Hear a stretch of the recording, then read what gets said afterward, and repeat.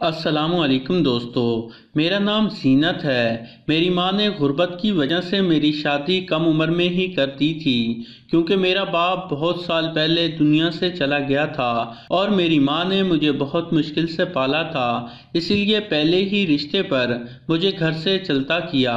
شادی کے بعد مجھے پتہ چلا کہ میرا شوہر میری ساس کا سگا بیٹا نہیں ہے۔ میری ساس نے اس کو اپنی بہن سے لے کر پالا تھا۔ پھر میری ساس کا بھی ایک بیٹا پیدا ہوا اور میرے سسر کی وفات ہو گئی تو میرا شوہر گھر کا سارا خرچ اٹھانے لگا۔ میرے شوہر کی آمدن اگرچہ زیادہ نہیں تھی، لیکن پھر بھی وہ میرا بہت خیال رکھتا تھا، جبکہ میرا دیور انتہا درجے کا آوارہ اور لوفر لڑکا تھا، لیکن پھر بھی اپنی ماں کی آنکھ کا تارا تھا، کیونکہ اس کا اپنا خون جو تھا، جبکہ میرا شوہر میری ساس کی نظر میں صرف کمانے والی مشین تھا۔ پھر ایک دن میرا شوہر گھر سے کمانے گیا اور شام کو اس کی لاش گھر آ گئی۔ وہ سڑک سے گزرتے ہوئے کسی گاڑی سے ٹکرا گیا تھا۔ میری دنیا ہی اجڑ گئی تھی۔ مجھے یوں لگا جیسے سر سے آسمان چھن گیا ہے۔ کچھ دنوں بعد جب میرا دماغ کچھ سوچنے سمجھنے کے قابل ہوا تو ایک دن ساس نے کمرے میں بلوایا اور کہا کہ تمہارا شوہر تو چلا گیا ہے، تمہارا کیا ارادہ ہے؟ میں نے کہا امی جی، آپ کی بات کا کیا مطلب ہے؟ میری ساس کہنے لگی، پہلے تمہارا خرچ تمہارا شوہر اٹھاتا تھا، اب تم خود کماؤ گی اور مجھے بھی کھلاؤ گی۔ میں نے حیرانی سے پوچھا کہ میں کیسے کماؤں؟ تو میری ساس نے جواب دیا کہ میں تمہارے کام کا بندوبست کر دوں گی، بس گھر میں بیٹھ کر ہی کمانا ہے۔ میں نے سوچا کہ اب کوئی ٹھکانہ بھی نہیں ہے، جہاں پناہ ملے بہتر ہے، کچھ نہ کچھ کام دھندا کر لوں، اسی بہانے رہنے کو چھت میسر آ جائے گی۔ میری ساس میری سعادت مندی سے بہت خوش ہوئی۔ اگلے دن میں شام کے وقت نہا کر باتھ روم سے باہر نکلی تو گھر کے صحن میں دو مرد بیٹھے تھے، شکل سے جرائم پیشہ اور کپڑوں سے کھاتے پیتے گھرانے کے لگتے تھے۔ میری ساس ان کی خدمت گاری میں مصروف تھی، پھلوں اور جوس سے ان کی تواضع ہو رہی تھی۔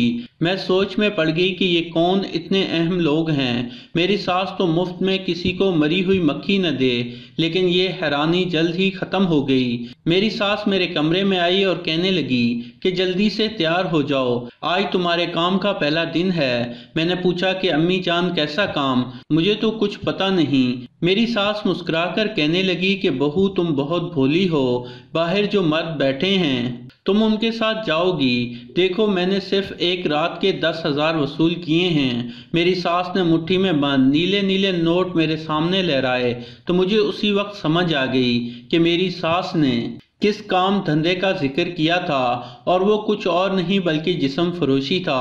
مجھے چکر آنے لگے۔ میں نے نفرت سے کہا کہ مجھے یہ گندا کام نہیں کرنا، میں بھوکی رہ لوں گی لیکن اپنا جسم فروخت نہیں کروں گی۔ میری ساس ایک دم طیش میں آ گئی اور مجھے بالوں سے پکڑ کر کہنے لگی کہ دیکھو لڑکی، یہاں رہنا ہے تو میری بات ماننا پڑے گی، ورنہ گھر سے نکال دوں گی، اور باہر بھی سب لوگ تمہارا جسم ہی نوچیں گے۔ میں نے بہت احتجاج کیا، لیکن میری ساس نے ان دونوں مردوں کی مدد سے مجھے کھینچ کر گھر سے باہر نکالا اور کار میں ڈال دیا۔ ایک آدمی نے کار کی ڈرائیونگ سیٹ سنبھال لی اور دوسرا مجھے بازو سے پکڑ کر پچھلی طرف بیٹھ گیا اور کار انجانی منزل کی طرف چل پڑی۔ میں مسلسل اپنی قسمت پر رو رہی تھی۔ مجھے میرا شوہر یاد آ رہا تھا۔ اس نے غریب ہونے کے باوجود مجھے عزت اور زندگی کی چھوٹی چھوٹی سہولتیں دیں۔ کار ایک رہائشی علاقے میں ایک بڑے بنگلے کے گیٹ پر رکی اور گیٹ کھلتے ہی اندر داخل ہو گئی۔ وہ مجھے کار سے اتار کر دوسری منزل پر موجود ایک کمرے میں لے گئے اور کہا کہ رات تک یہاں آرام کرو، فریج میں پانی اور کھانے کی چیزیں موجود ہیں، اور ہاں کوئی چالاکی کرنے کی کوشش نہ کرنا، کیونکہ ہم نے تمہیں کل صبح بحفاظت تمہاری ساس کے حوالے کرنا ہے۔ ہم رات کو تمہارے پاس آئیں گے اور اپنے پیسوں کی ایک ایک پائی وصول کریں گے۔ یہ کہتے ہوئے ایک آدمی نے میرے گال پر چٹکی کاٹی اور کہکا لگاتے ہوئے کمرے سے نکل گیا، دروازہ باہر سے بند کر دیا۔ میں بیڈ پر لیٹ کر کافی دیر تک روتی رہی۔ مجھے اپنا انجام صاف نظر آ رہا تھا۔ بھلے ہی میں نے غربت میں بچپن گزارا تھا، لیکن میری ماں نے مجھے ہمیشہ عزت سے جینا سکھایا۔ مغرب کی اذان کی آواز کانوں میں پڑی تو میں نے اٹھ کر کمرے کی کھڑکی کھولی۔ تازہ ہوا آئی تو میری گھٹن کچھ کم ہوئی۔ کمرے کی دیوار کے ساتھ ایک بڑا سا درخت تھا جس کی شاخیں کھڑکی تک آئی ہوئی تھیں اور ہوا ان سے جھول رہی تھی۔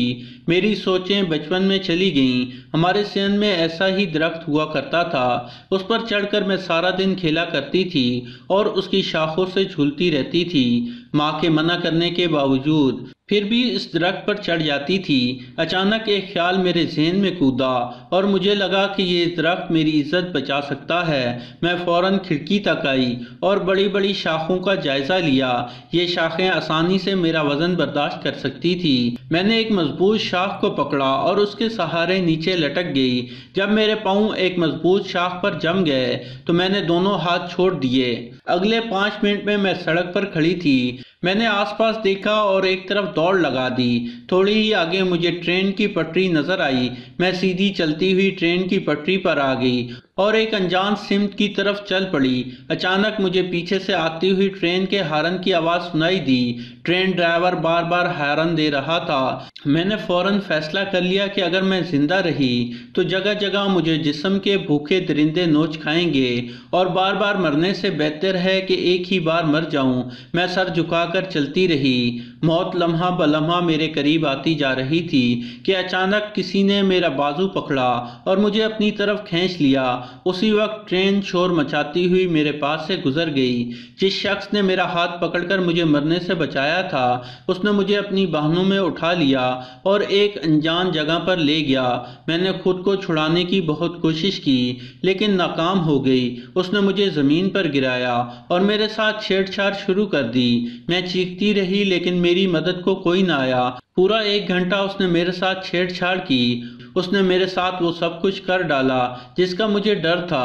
اچانک ایک آدمی آیا اور اس نے اس درندے سے بچایا اور مجھے قریبی پولیس اسٹیشن لے گیا۔ میری ساری کہانی سن کر تھانے دار نے کسی کو کال کی تو ایک عورت اور مرد پولیس اسٹیشن آئے۔ ضروری کارروائی کے بعد وہ مجھے کار میں بٹھا کر اپنے گھر لے گئے۔ یہ میرے جیسی بے سہارا اور ستائی ہوئی لڑکیوں کے تحفظ کا ایک بڑا ادارہ تھا جہاں مجھے عزت سے چھت اور 2 وقت کا کھانا ملنے لگا۔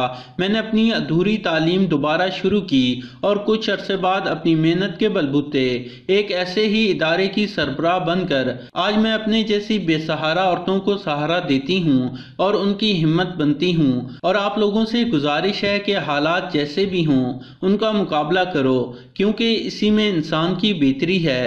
تو دوستو یہ تھی ہماری آج کی کہانی۔ پسند آنے کی صورت میں لائک کریں اور اپنے دوستوں کے ساتھ ضرور شیئر کریں اور مزید ایسی کہانیاں دیکھنے کے لیے ہمارے چینل کو سبسکرائب کرتے ہوئے ساتھ موجود گھنٹی کا بٹن بھی دبا دیں۔ شکریہ۔